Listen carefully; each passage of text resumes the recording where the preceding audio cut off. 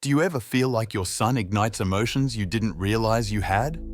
Perhaps he is revealing you something about yourself that indicates your soul is ready to repair. There is something mysterious about the mother-son relationship. It is not solely composed of love and duty. It is laced with hidden threads of memory, energy, and karma, and occasionally those threads tighten. You may feel guilty when you lose patience, or wonder why your youngster appears to know precisely how to push your buttons. But what if this isn't random?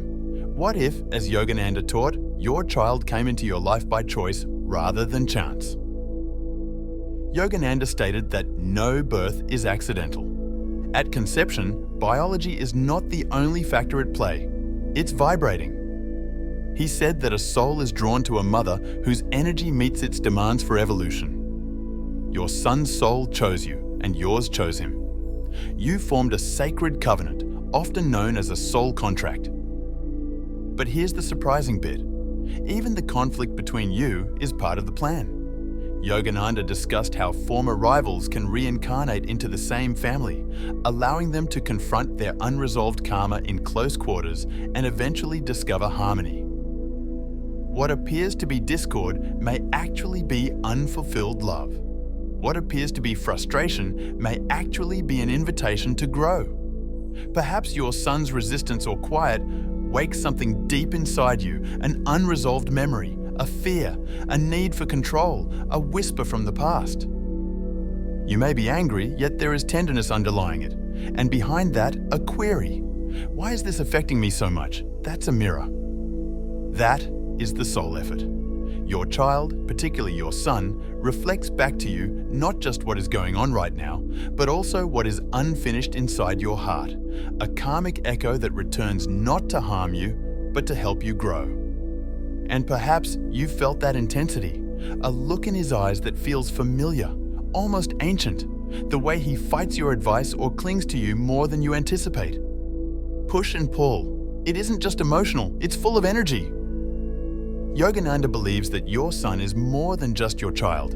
He is a soul partner who has returned to continue a lesson with you, and you, as his mother, are not merely raising a boy.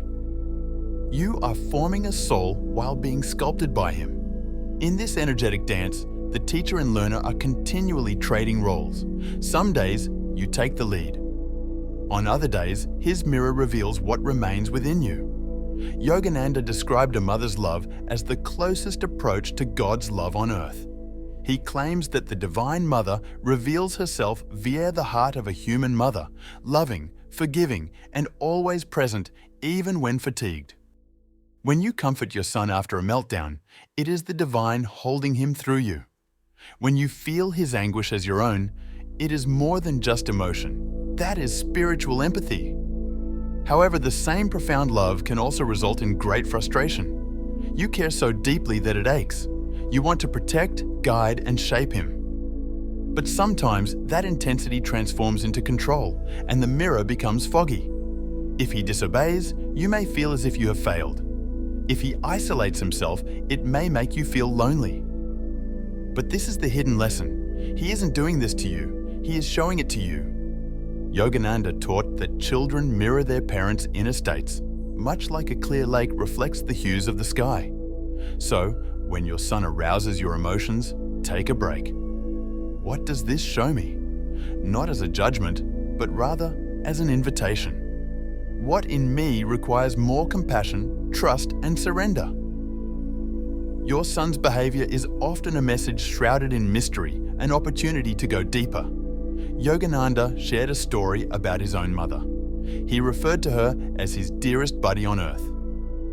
He was devastated when she died unexpectedly. After years of prayer and desire, something extraordinary occurred. He saw a vision of the Divine Mother herself, who stated, "It is I who has watched over thee, life after life, with the tenderness of many mothers." That vision altered him. He realized that all motherly love, whether his own, yours, or mine, is ultimately God's love flowing through us. When you hold your son, the Divine is also holding him. And when you feel alone in parenting, she holds you. So, what does this mean for conflicts? for the yelling, the stubbornness, and the fear that you're doing it incorrectly. It signifies that the fight is not a failure. It is not a symptom of poor parenting. It's a sign that soul work is taking place. The tension represents karmic energy rising to be repaired. However, healing does not occur through control. Yogananda softly warned against attachment that turns into possessiveness. He stated, "A child is not your property, but God's child loaned to you for a time. Your role is not to mold him into your image, but to lead him to his own soul's light. To accomplish this, you must have clear vision.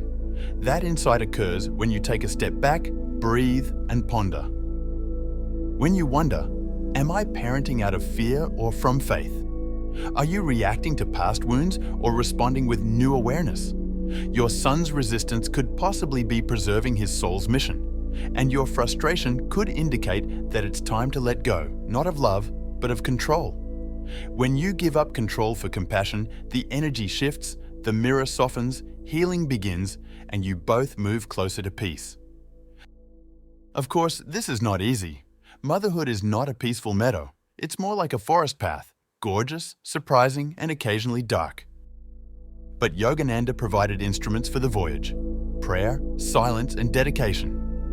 When emotions rise, he suggests surrendering them to the divine. A gentle whisper, "Mother, this is your child. Please help me love him as you would." You are not alone at that moment. The cosmic love that mothers galaxies is nurturing your child via you.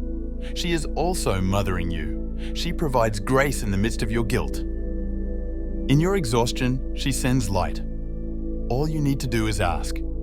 Even a few deep breaths can change everything. Instead of reacting in wrath, you respond with awareness. Instead of feeling guilty, you choose to forgive yourself. Every dispute grows shorter and kinder as your energy changes. And when you heal, so will your son. Children detect the shift not just in words, but also in vibration. When your heart is at peace, theirs feels more secure. This is how generational karma concludes, not with perfectionism, but with presence. You don't need to solve everything. Simply be authentic, informed, and continue to choose love over fear. You will see a transformation over time, perhaps not in huge moments, but rather in quiet ones. He hugs you for a little longer. His eyes softened, the ease with which you communicate after a quarrel. These are signals that the karmic mirror is becoming clearer, that both souls, his and yours, are working. You are not raising just one child. You are tending to a sacred light. A soul picked you because your love is exactly what he needs. And you chose him because his spirit is the instructor your heart has been searching for. So, if today is difficult, halt. Recall the fundamental truth. This isn't punishment. This is a collaboration, soul-to-soul partnership. Sometimes messy, frequently perplexing, but always meaningful. The pain has a purpose. The conflict contains knowledge. The love endures beyond a single lifetime. And you are not alone. The Heavenly Mother who led Yogananda is now leading you. She is with you through every bedtime story, every frustrated sigh, and every time you choose love again. Even on the most difficult days, your path is holy. And perhaps the most challenging aspect of your son is the part of yourself that is still learning to love unconditionally. And that's fine. That is the true lesson. You are both growing together, heart to heart, soul to soul. So breathe. Be gentle to yourself. Trust this sacred bond. Let love perform its quiet, transformative work. If this message resonated with you, I encourage you to subscribe to Divine Beyond for more soul-aligned counsel. Like this video and leave a comment. What has your child reflected back to you during your healing journey? You're not alone, and your experience could help someone else feel seen.